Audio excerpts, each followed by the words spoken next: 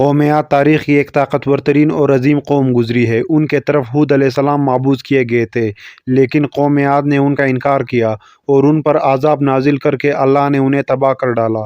قوم عاد ارم نام کے بستی میں رہنے والے تھے، اس لیے انہیں عاد ارم بھی کہا جاتا تھا۔ یہ علاقہ عدن کے گردونواں میں آباد تھا۔ یہ لوگ بہت ہی لمبے قد اور مضبوط قامت کے لوگ تھے۔ اپنی طاقت و قوت کے بل سے یہ لوگ بہت جلد پورے یمن پر قابض ہو گئے۔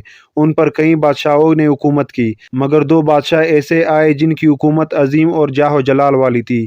ایک کا نام شدید اور دوسرے کا نام شداد تھا، جو بھائی تھے اور اپنے زمانے میں بے شمار لشکر و خزانے جمع کیے تھے۔ یہ دونوں بھائی ارم بن سام بن نوح کے اولاد میں سے تھے۔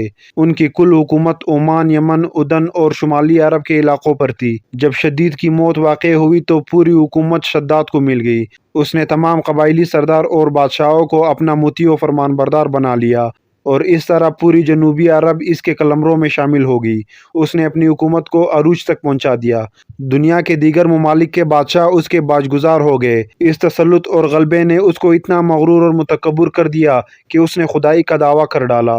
اس وقت کے علماء اور پیغمبروں کے پیروکار نے اسے سمجھایا اور عذاب الہی سے ڈرایا، مگر وہ کہنے لگا، میرے پاس اب دولت و حکومت سب کچھ ہے، اب خدا کی عبادت کی ضرورت نہیں اور میں اب کسی کی اطاعت نہیں کروں گا۔ شداد نے حضرت ہود علیہ السلام کے زبان سے سن رکھا تھا کہ جنت کیسی ہوگی اور اس کی نعمتیں اور خوبصورتی کا کیا عالم ہوگا، اس لیے اس نے زمین پر جنت بنانے کا ارادہ کیا۔ وہ کہتا تھا، مجھے اس جنت کی کوئی ضرورت نہیں ہے جو خدا نے بنائی ہے، ایسی جنت تو میں خود دنیا میں بناؤں گا۔ لہٰذا اس نے 100 معتبر افراد کو جمع کیا اور ہر ایک کو 1000 آدمیوں پر مقرر کیا اور پورے دنیا کے ماہرین کو عدن آنے کی دعوت دی۔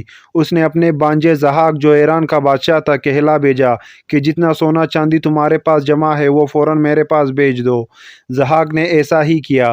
اس نے تمام حکمرانوں اور سرداروں کو یہ حکم دیا کہ سونے چاندی کی کانوں سے اینٹیں بنوا کر بھیجے اور کوہ عدن کے متصل ایک مربع شہر جو 10 کوس چوڑا اور 10 کوس لمبا ہو بنانے کا حکم دیا۔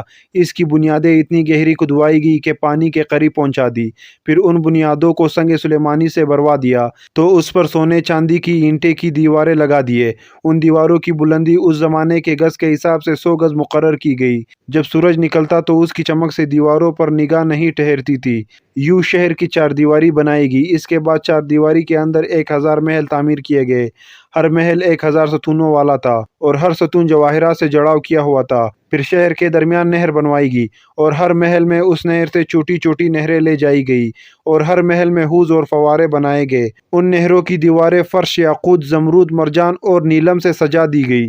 نہروں کے کناروں پر ایسے مصنوعی درخت بنائے گئے جن کی جڑیں سونے کی، شاخیں اور پتے زمرد کے تھے۔ ان کے پل موتی و یاقوت اور دوسرے جواہرات کے بنوا کر ان پر ٹانک دیے گئے۔ شہر کے دکانوں اور دیواروں کو مشک، زعفران اور عنبر گلاب سے صقل کیا گیا۔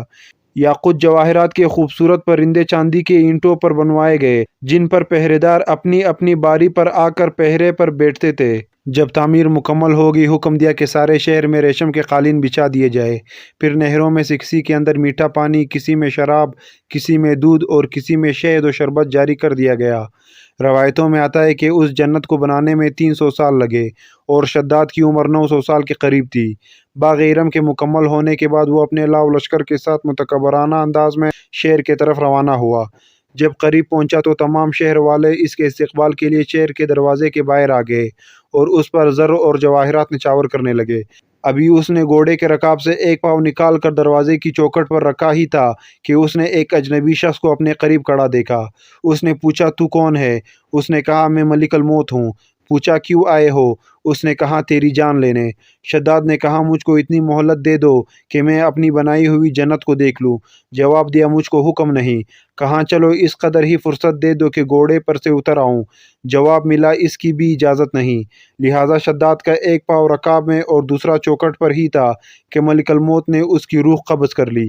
پھر حضرت جبرائیل علیہ السلام نے بڑے زور سے ہولناک چیخ ماری کہ اسی وقت تمام شہر اپنی عالیشان سجاوٹوں اور محلات کے ساتھ زمین دوز ہو گئی اور اس کا نام و نشان باقی نہ رہا۔